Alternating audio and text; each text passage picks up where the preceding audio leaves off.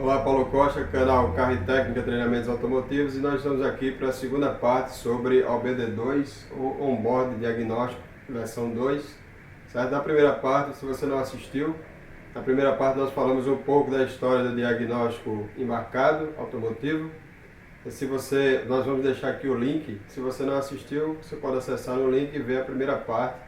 Nós pretendemos aqui jogar um pouco de, digamos, luz, clarear um pouco sobre o que é o BD2, que quando a gente fala, tem até um artigo no nosso blog mais antigo que fala sobre quando a gente digita o BD2 no Google, a primeira coisa que sai é sobre esses aplicativos de celular, onde você pode acessar e ver alguns dados do sistema, certo? E o BD2 não é isso, Então, na nossa primeira parte, nós contamos um pouco da história, certo? De forma resumida. Nós não pretendemos aqui explorar a fundo o OBD2, mas sim clarear e trazer um pouco de informação, certo? Sobre o assunto para os profissionais, nossos colegas, certo? E também para aqueles que desejam e têm vontade de saber um pouco mais sobre isso. Então, quando nós falamos de OBD2, nós falamos de padronização, determinado pela SAE e pela ISO. E uma das coisas que nós podemos ver logo de início, quando nós falamos sobre o OBD2, é sobre o padrão do conector diagnóstico, DLC. Certo? Então, o conector de 16 pinos, onde é padronizado que no 16º pino número 16, ele é a alimentação positiva de bateria. Certo? Essa é uma das coisas, Mas todos aqueles pinos, eles seguem um determinado padrão. Por exemplo, o pino 5, o 4 e o 5, eles são aterramento. O 6 e o 14 faz parte da rede de comunicação, da rede câmera. Então, o conector de diagnóstico é um dos pontos que é padronizado. Além do modelo do conector e do significado de cada pino do conector, nós também temos a localização. Antigamente nós tínhamos conectores em vários locais diferentes, de acordo com a opção, a escolha do fabricante. Já no padrão OBD2, nós temos o conector em uma região próxima ao condutor do veículo, certo? Então, nós, principalmente quem já trabalha há algum tempo, sabe que quando for fazer uma leitura, conectar o scanner, o espetar, como nós chamamos, nós vamos sempre achar o conector naquela região do console, a região ali, digamos, acima do joelho do condutor, ou em algum outro lugar um pouco diferente, mas sempre naquela região, onde o condutor está. Um outro ponto que nós podemos notar nos veículos com o padrão OBD2, nós temos no status de diagnóstico, nas informações que nós temos da unidade de comando eletrônico, e nós podemos fazer a leitura através do scanner, o que a unidade tem para disponibilizar, é bem maior. Então nós temos uma gama muito maior de informações, e com isso o objetivo é oferecer para o profissional uma quantidade maior de informações, e ele tem mais dados para poder fazer o seu diagnóstico. Uma das características do padrão OBD2 é exatamente essa, sempre visando facilitar o trabalho do profissional automotivo. Então, quanto mais você tiver informação, certo? Isso é um senso comum para onde é que nós quisermos aplicar esse modelo. Então, quanto mais informações, mais dados você tiver, melhor vai ser para você fazer o diagnóstico, mais subsídio você vai ter para fazer o diagnóstico que você está pretendendo realizar naquele sistema ou naquele determinado componente. No passado nós tínhamos poucas informações, tanto com relação aos parâmetros que nós vimos também, como com relação às falhas. Então o sistema, ou ele te dava se o componente, o circuito do componente estava em curto-circuito, ou o circuito aberto, ou então sem sinal, ok? Então isso já era uma ajuda bastante significativa, mas hoje nós temos muito mais informações. Então nós Uma das informações que foram acrescentadas é o sinal não plausível. Então, o sinal não plausível, ele quer dizer o quê? Ele te informa que aquele determinado sensor, dentro daquela faixa de trabalho, não está dentro do que se espera para aquele comportamento. Por exemplo, vamos supor que esse motor já está a 1 hora de funcionamento, já está funcionando a 1 hora, então a unidade de comando está contando o tempo a partir do momento que ele deu partida e ele já está funcionando a 1 hora. Então, se o sensor de temperatura da água está informando que aquele veículo está com 60 graus, então isso não é um sinal plausível, não é plausível que o motor esteja funcionando a 1 hora e ele esteja com 60 graus de temperatura. Certo? Então essa é mais uma informação acrescentada, a qual vai ser de muita valia na hora do diagnóstico. É isso que esse é o objetivo. Então, com mais informações, a gente pode chegar a um diagnóstico tanto rápido como preciso também. Um outro recurso aplicado aos sistemas com o padrão OBD2 é a constante rotina de diagnóstico. Então, ela faz rotinas de diagnóstico constante para avaliar o funcionamento daquele componente. Como, por exemplo, o diagnóstico intrusivo, né? Um diagnóstico onde a unidade de comando ela vai provocar a reação daquele determinado componente. Então, o componente, por exemplo, que a gente pode dar como exemplo, é no caso o sensor de oxigênio. Então, o sensor de oxigênio ele está lá funcionando normalmente. Então, para a unidade de comando saber se o sensor está reagindo a um distúrbio que aconteça no sistema, então ela pode provocar uma mistura rica ou uma mistura pobre e ver se ele vai responder dentro de um determinado espaço de tempo e assim saber se o componente, no caso a sonda lambda que nós estamos citando como exemplo, ela está reagindo de forma rápida àquele distúrbio que esteja porventura acontecendo na mistura ar-combustível no caso, que vai afetar diretamente as emissões de poluentes. Então, as falhas relacionadas que têm uma ligação direta com a emissão de poluentes, elas têm uma prioridade com relação ao sistema. Lógico que todos os desequilíbrios que houverem, seja no sistema elétrico-eletrônico, seja no motor, por fim ele vai causar um desequilíbrio na relação ao combustível e, consequentemente, aumentar as emissões de poluentes. Agora, os sistemas, certo? O subsistema que devem denunciar esse desequilíbrio, ele tem uma atenção especial. Então, o sistema vai estar sempre, é necessário que o sistema dê atenção especial a componentes como sonda lambda e catalisador. E falando em catalisador, o padrão OBD2 ele trouxe também a sonda lambda pós-catalítico, dispositivo de avaliação do catalisador ou catalisadores, certo? Então, a sonda lambda, ela pós-catalisador, ela vai ser o dispositivo que a unidade de comando ela vai saber se o catalisador está operante ou não, ou se está operando de forma satisfatória. E esse foi um recurso que veio junto no padrão OBD2, certo? Então, a partir de meados dos anos 90, então nós já temos aí os primeiros veículos com sonda lambda pós-catalisador. Lógico que no Brasil não, mas quem trabalha na área há mais tempo sabe que em veículos como, por exemplo, o Cherokee, nós já pegávamos esses veículos, né, que já estavam aqui no Brasil, já estão aqui no Brasil há mais tempo. Então, do ano 96, 97, já com sonda lambda pós-catalítica.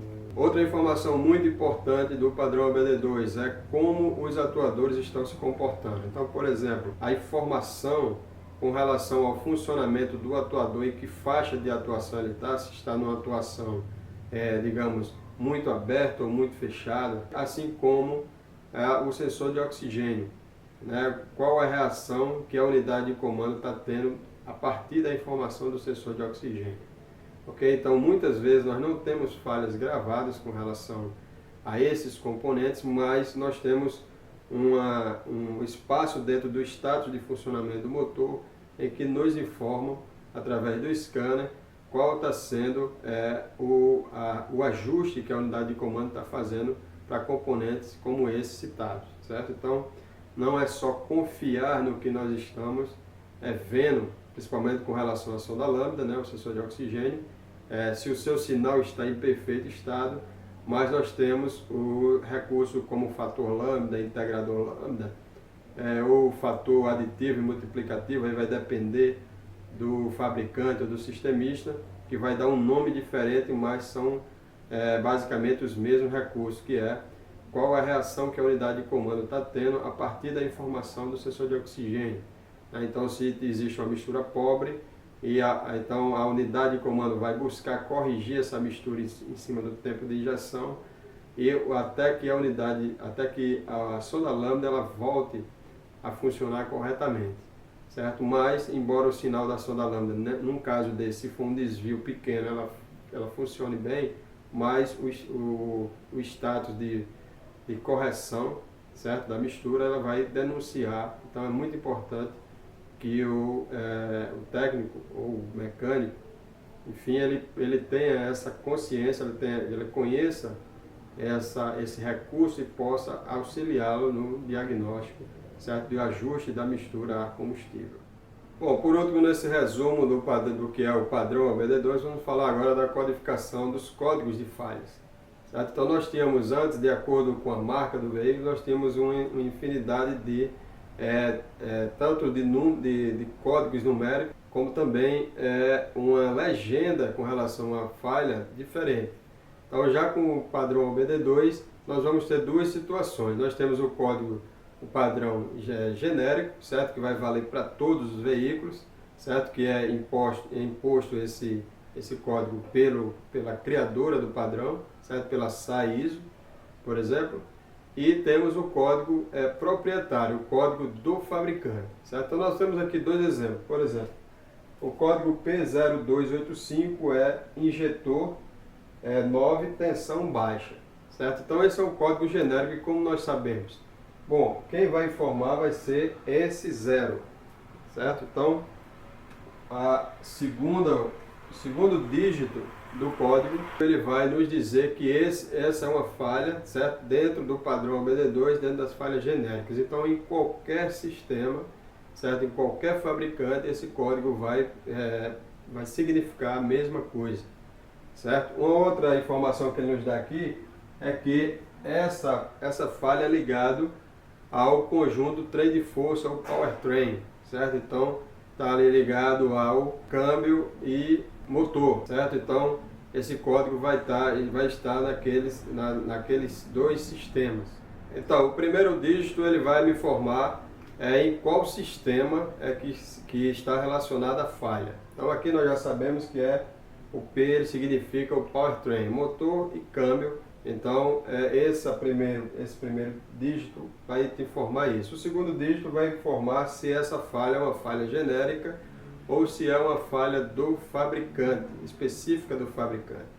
Então, essa informação é muito importante, porque o nível de precisão ele aumenta quando a falha é do fabricante, certo? A informação exclusiva está ligado a quem desenvolveu aquela falha, aquela informação, certo? Aquele código foi o fabricante, certo? O terceiro dígito ele vai te dar qual é o subsistema envolvido, tá certo? Então nós podemos ter desde da relação ar combustível até a linha de comunicação de dados, né? Sinais de entradas e saídas da unidade de controle eletrônico, por exemplo. Então nós vamos deixar o link da nossa matéria no blog, e aí você pode verificar, você vai ver que tem lá tudo discriminado, caso você ainda não conheça. Ok? E os outros dois últimos dígitos? Bom, esses dois últimos dígitos eles vão ser relacionados exatamente ao componente. Ok? Então, é dessa forma que se divide essa codificação. Vejam bem aqui, nesse caso, aqui o P0285 ele é injetor 9 tensão baixa, certo? Agora, quando ele passa esse P1285, quer dizer, eu tive apenas uma mudança aqui, ok? Então o código já muda totalmente, certo? Nós podemos ver aqui, para cada marca ele vai ter um significado diferente. Nós temos aqui BMW, Chrysler, Citroën, Ford, GM, Lincoln, Mercury. Então temos várias marcas diferentes. Então vamos citar só um aqui como exemplo. No caso da GM, ele fala do APP, que é o acelerador, que é o sensor de posição do pedal do acelerador, certo? Essa sigla APP é a sigla em inglês, certo? Então vamos falar como nós somos aqui, nós somos brasileiros. Então, o sensor de posição do pedal do acelerador. O pedal do acelerador. Então, esse código, no caso da GM, está ligado ao pedal do acelerador. Já na Chrysler, está ligado à bomba de combustível, por exemplo. Certo? Então, quer dizer, você veja a diferença com relação à simples troca de um único dígito, certo? Aqui nós estamos lidando com um código proprietário, que nas diversas marcas eu tenho um significado diferente, algumas podem até ser igual ou parecido o código, mas em uma outra marca ele pode divergir totalmente e não ter nenhuma relação com um outro fabricante. Ok? Então esse cuidado nós devemos ter. Então, no caso, nós citamos aqui exemplos ligados ao powertrain ou trem de força, né, que é motor e caixa. Certo? Mas nós temos a aplicação da codificação do padrão OBD2, ele não abrange só o sistema de injeção eletrônica, certo? Ou então o sistema só o powertrain. Ele vai abranger todos os sistemas do veículo, certo? Então, para isso nós temos que ter atenção nesse primeiro dígito aqui, certo? Então, o que significa esse primeiro dígito? Então, esse primeiro dígito é muito importante porque ele vai direcionar para onde está nascendo o problema. Então, você vai poder, a partir desse primeiro dígito, saber se o defeito ele está na linha de comunicação de dados, certo? Se está no sistema de powertrain, ou motor e caixa, por exemplo, se está em algum sistema ligado à carroceria do veículo, ok? Então, é muito importante saber discernir isso. Assim como o segundo dígito vai te informar se aquilo é um código genérico, é um código padrão do fabricante, certo? O terceiro dígito ele vai te levar para o subsistema envolvido na falha, ok? Então isso facilita, se está na relação ar-combustível, se está, por exemplo, na falha de combustão, se existe um erro ali na combustão, certo? Se o problema está na admissão de ar, então tudo isso vai ficar bem mais fácil a gente ir ao diagnóstico. E os dois últimos dígitos está ligado ao componente em si. Então, nós com a ciência dessa informação, estando ciente disso, a gente tem condições de, através do código, a gente chegar lá. O que nós podemos citar como cuidado, né? Citar como para o profissional que ainda não está familiarizado com a codificação ter atenção com relação à leitura do código e ver se se está coerente com aquele veículo que ele está trabalhando. Porque não é incomum, né, a gente ver códigos, fazer leitura de códigos que não tem nada a ver com aquele veículo, como por exemplo, a memória está com a falha gravada relacionada ao sistema EGR, quando aquele veículo não tem EGR, ok? Por exemplo, um veículo que pode estar dando falha no quinto cilindro, quando o motor tem 4 cilindros.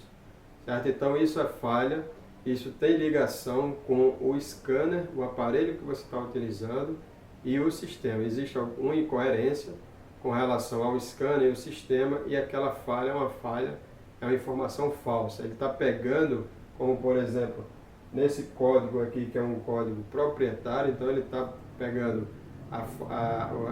a legenda, jogando a legenda, o código pode até estar correto, mas ele está jogando a legenda de um outro fabricante e colocando no fabricante do sistema que você está lendo.